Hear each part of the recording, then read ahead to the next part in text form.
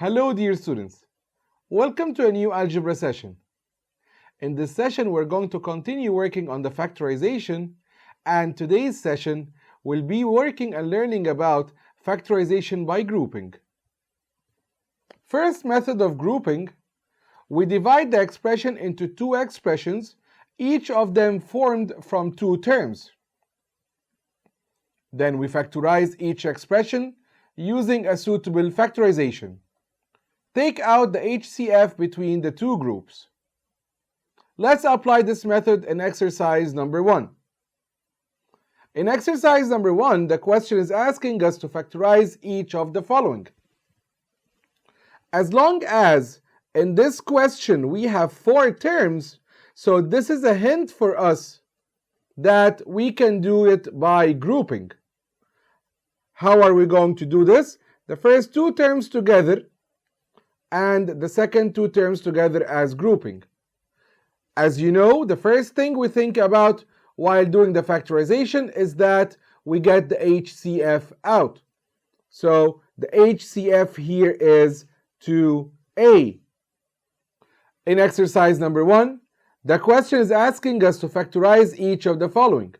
Number 1, 2a squared minus 2b plus ab minus 4a. In your point of view, which two together I can factorize them together by getting out the HCF? Excellent.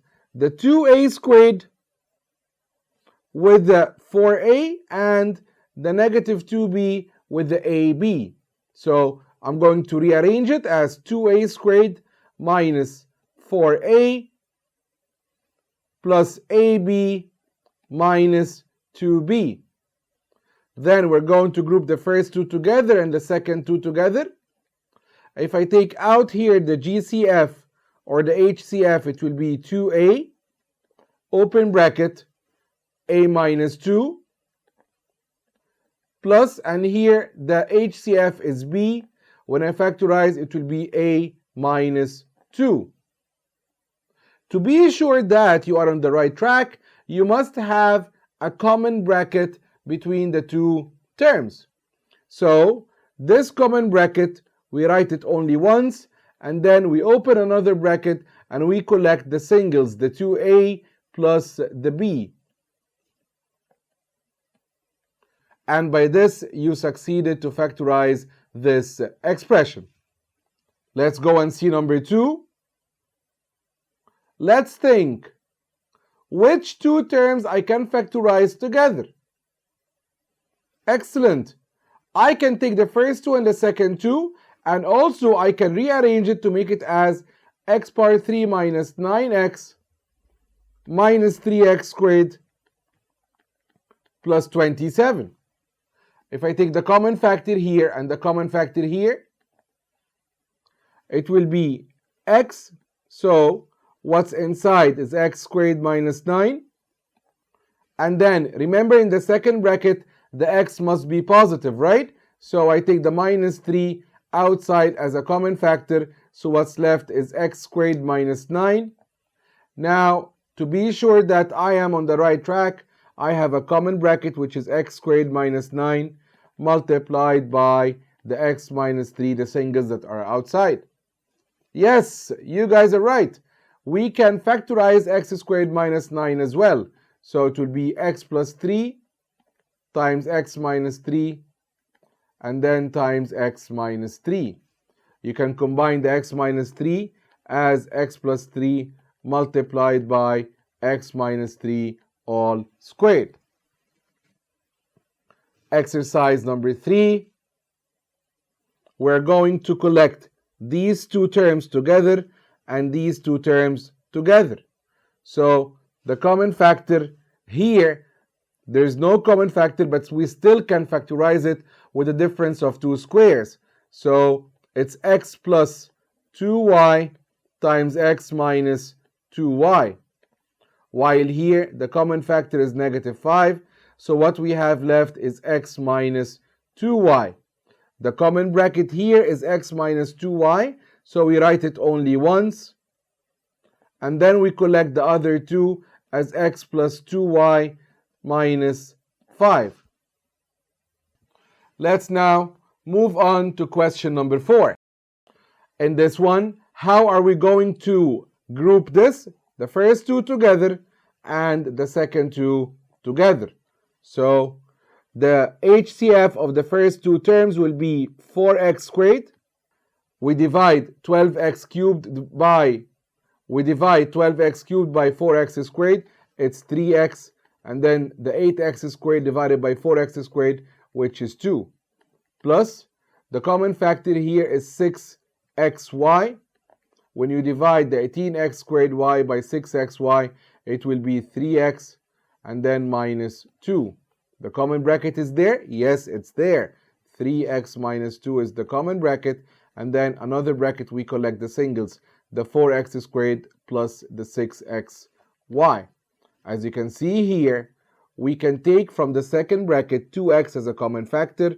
So the 2x from the second bracket, the first one as it is, and then we divide the 4x squared by 2x. So this is 2x plus 6xy divided by 2x, which is 3y. Question number 5. Yes, also by grouping, I group the first two together and the second two together. The common factor in the first one is x. What's left inside the bracket is a plus b. Plus the common factor here is y. What's left inside the bracket is a plus b. So the singles are x plus y multiplied by the common bracket, which is a plus b. Question 6. We group the first two together and the second two together. So the common factor from the first two is 5. And then it's L minus 2m.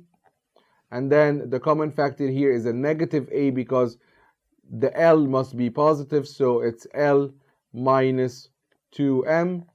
The common bracket is L minus 2m. We write it once. And then the singles, the 5 minus a, are there in the second bracket.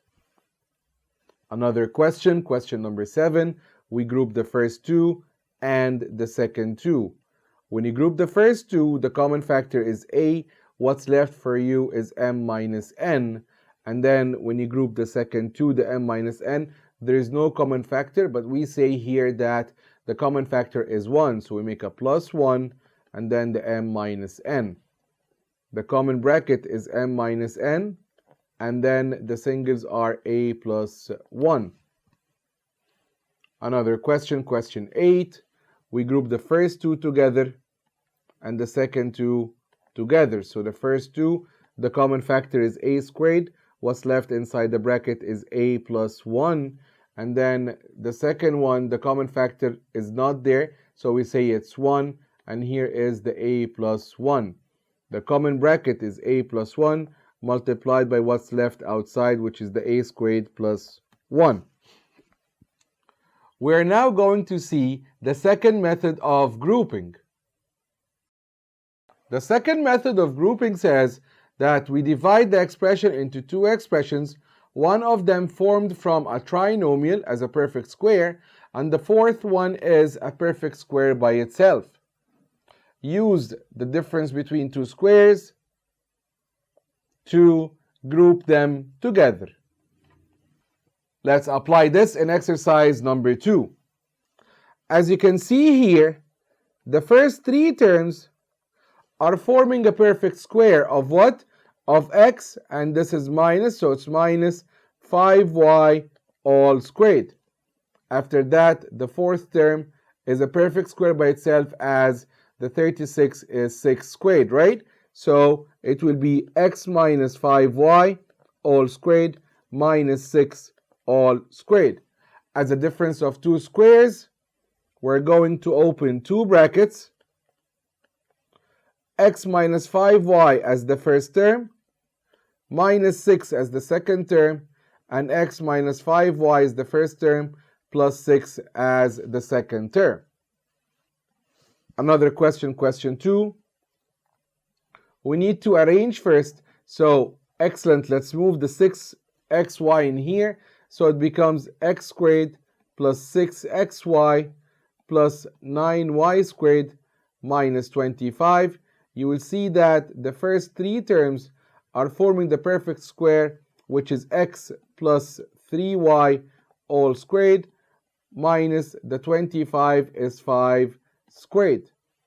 Let's now factorize. Here we have the two brackets, the first term plus the second term, and the first term minus the second term. So the first term is 3 plus 3y plus the second term, which is 5, and in the other one, x plus 3y, and the second term is 5.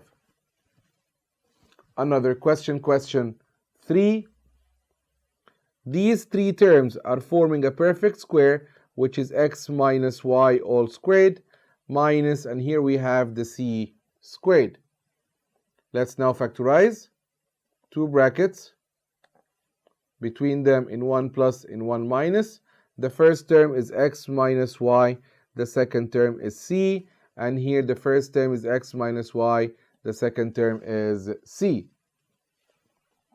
Let's now go to question 4. In question 4, the first term is a perfect square by itself, and the last three terms are a perfect square by themselves. So it is like this, x squared. So it is like this. So it is like this, 16x squared minus open bracket a squared minus 6ab plus 9b squared.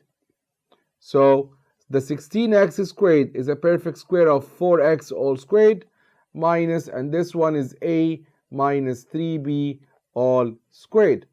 As long as you have these two terms and there's a minus between them, let's make the difference of two squares. The first and second terms between them, in one bracket it's a plus, in the second bracket it's a minus. So here it's 4x plus a minus 3b, and it's 4x minus open bracket a minus 3b. If you want to simplify this more, it's 4x plus a minus 3b multiplied by 4x minus a plus 3b.